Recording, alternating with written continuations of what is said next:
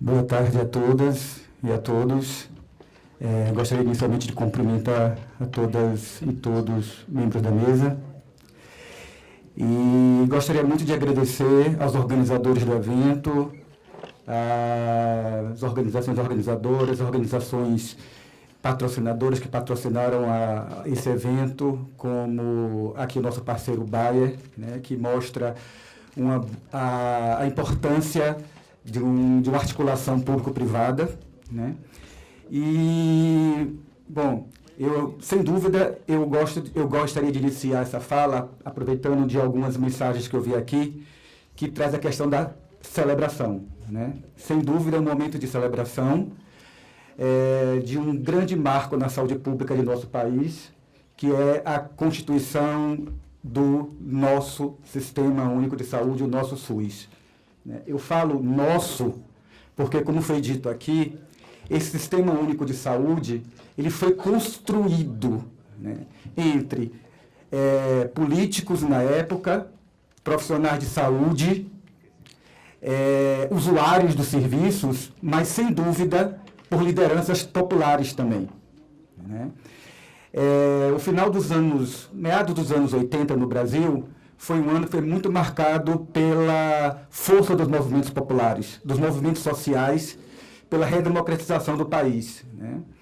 A gente teve a constituição da Nova República, em 85, com a eleição de um primeiro presidente não militar depois de 64, e, paralelamente a esse processo de redemocratização do país, houve também um processo pela reforma sanitária em nosso país, né? O que resultou, como já foi dito, na oitava Conferência Nacional de Saúde, as propostas que foram absorvidas pela Conferência Nacional Constituinte 87 e a nossa Constituição Federal de 88.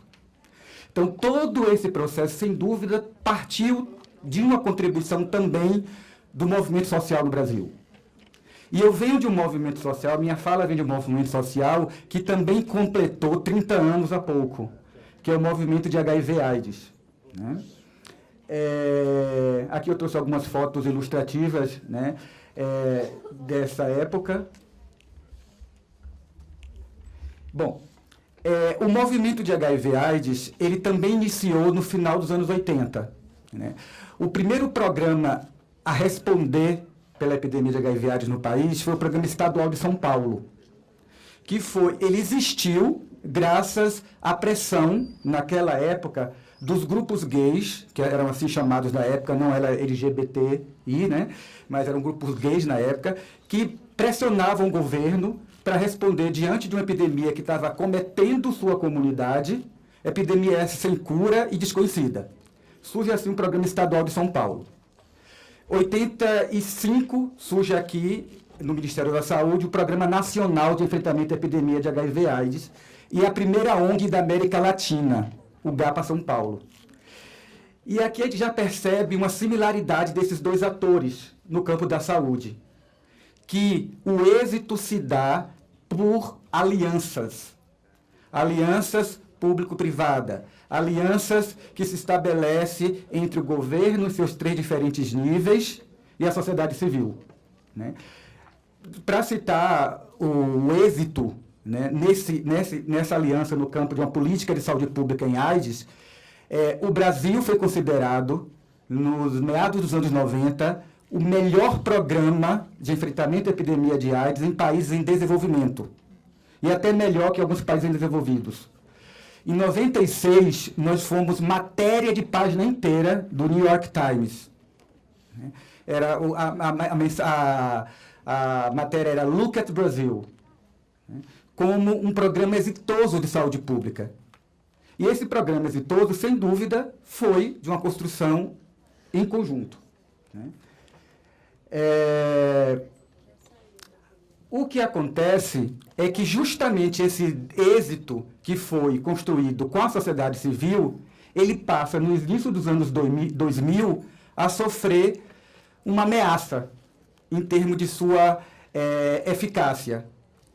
O que acontece é que até o final dos anos 90, grande parte do recurso da sociedade civil vinha de fontes internacionais. No caso do programa de AIDS, ele tinha um acordo de empréstimo multilateral com o Banco Mundial, que financiou grande parte da sociedade civil neste campo até o início dos anos 2000. O acordo de empréstimo termina.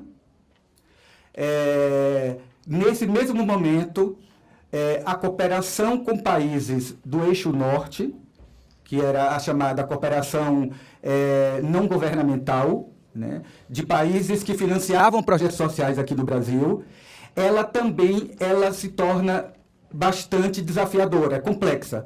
O país passa a não ser prioridade, porque ele passa a ser denominado, o Brasil, para o Banco Mundial, como um país de renda média. O Banco Mundial só levou em consideração índices macroeconômicos. E aí o que fez? Muitas agências que estavam aqui no país, investindo na área de saúde, investindo em outros temas, e que investiram muito aqui no Brasil, e que fortaleceram a sociedade civil, essas instituições elas tiveram que rever suas prioridades geográficas e limitam o recurso no Brasil, e muitas delas passam a não trabalhar mais com o Brasil e concentrar seus apoios todos em países baseados na África, no continente africano. O que acontece é que a sociedade civil se enfraquece, né, por enfrentar um grande desafio de sustentabilidade financeira. Mas, ao mesmo tempo que ela se enfraquece, tem que se encontrar novos caminhos para sustentar essa sociedade civil. E aí surge o que eu aqui represento, um fundo independente, um fundo temático independente. Os fundos chamados Fundos Independentes para a Justiça Social. Hoje no Brasil nós temos quase uma dezena de fundos independentes. Existe o Fundo Brasil Direitos Humanos, o Fundo Baobá, que trabalha com a justiça racial, o Fundo Elas, que trabalha com a questão de gênero. Mas todos esses fundos, eles surgiram a partir de um fomento dessas instituições internacionais que estavam trabalhando aqui no Brasil, foram embora e queriam deixar um legado na causa que mais investiram. O fundo que eu aqui represento, que é o Fundo Positivo, é a primeira experiência de um fundo temático que foi fomentado pelo governo brasileiro. Isso é muito importante, porque é como se o governo brasileiro, o maior executor da política pública nacional, reconhece a importância do movimento social e fomenta a construção de um fundo privado.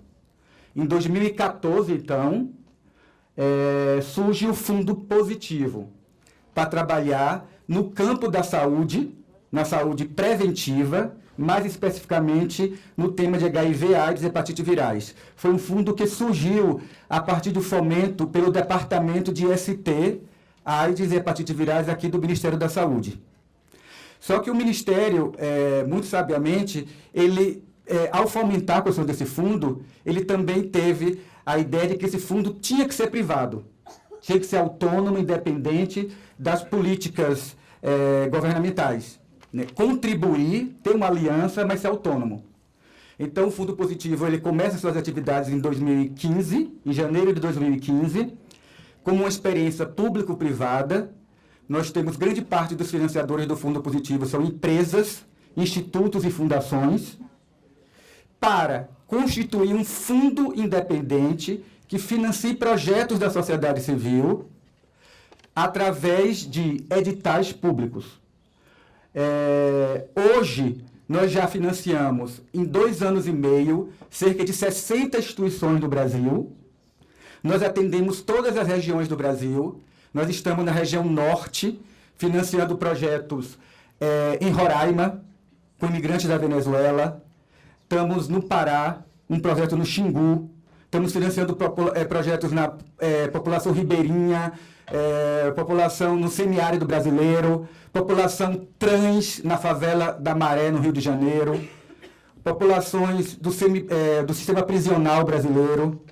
Então, a gente mostra que o fundo consegue ter uma pluralidade de temas, de causas, e atender uma capilaridade geográfica.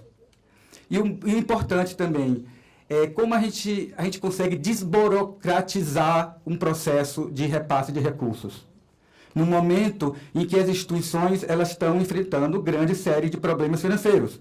Então, a gente tem uma exigência que é menor do que uma fonte financeira estatal. Bom, e aqui eu queria trazer como uma mensagem final que, primeiro, que ao mesmo tempo que uma experiência como essa, uma experiência exitosa, no sentido de ser uma experiência de aliança público-privado, de fortalecimento da sociedade civil, de desburocratizar um sistema de repasse de recursos, ao mesmo tempo muito desafiador. Porque, no momento como nós estamos vivendo esse campo de incerteza econômica e social, eu escutei isso semana passada em Minas Gerais, no Encontro Nacional do Terceiro Setor, que falaram que esse fenômeno novo no mundo da filantropia social no Brasil, que são os fundos privados temáticos, é de extrema coragem. Porque, diferente dos fundos empresariais, como, por exemplo, a gente tem um fundo empresarial que financia o Fundo Positivo, que é o Instituto Seibin, que muitos de vocês conhecem aqui de Brasília, por causa do laboratório Seibin. É parceiro do Fundo Positivo. Mas um fundo como esse tem uma empresa mantenedora. Um fundo familiar tem uma família mantenedora. O fundo independente, para cumprir sua missão de atender a população, de financiar projetos sociais, tem que captar. Então, a gente tem esse duplo papel, captar para poder repassar para a sociedade civil. Nesse campo de incerteza econômica, o que a gente tem conseguido fazer é estabelecer parcerias que não ultrapassam contratos anuais. E isso nos traz um grande desafio, porque a gente não consegue financiar projetos que sejam mais de um ano. Nossos projetos financiados, eles são projetos de curto período, de 6 a 8 meses. Isso é um dado também dos fundos privados. São projetos curtos, de pequeno financiamento. Tá? Um outro dado também que é muito triste, que eu costumo falar, é que nosso processo de seleção ele é extremamente desafiador, porque um comitê de seleção que financia, ele tem a dupla tarefa, a árdua tarefa, de selecionar projetos que são extremamente estratégicos e muito qualificáveis. Vocês terem uma ideia, está aumentando a cada ano o número de demanda reprimida. Projetos que são apresentados, que são extremamente relevantes, com a pontuação que a gente coloca acima de 8, que é a linha de corte, que apresenta aspectos de sustentabilidade, de inovação, de alianças, mas que não podem ser financiados por limitação do edital. Então, a demanda reprimida ela só aumenta a cada ano. E, por fim, eu gostaria de finalizar voltando àquela imagem inicial, né, que do momento lá dos anos 80, dos movimentos populares, da reivindicação dos movimentos sociais, e dizer que os nossos fundos, né, eu faço parte de uma rede de fundos independentes, nós, quando eu penso fundo é um cifrão, nós somos muito mais do que um repassador de recursos financeiros. Através dos nossos parceiros, nossos projetos que nós financiamos e apoiamos, nós estamos sim contribuindo para reforçar, fortalecer essa sociedade civil, que foi um marco na construção de uma política pública como essa que a gente está celebrando aqui hoje, do SUS. Né? Então, o nosso trabalho é, sim, de emancipação social. A gente não está dando voz a nenhuma comunidade, porque essas comunidades todas têm vozes. O que nós estamos querendo fazer é amplificar e reverberar essas vozes, para que, através dos seus assentos, como nos conselhos estaduais de saúde, conselhos nacionais de saúde, elas possam, sim, ter espaço na construção de uma política pública diversa, plural e que atenda todo o Brasil, toda a pluralidade que é o nosso país. Tá? Muito obrigado.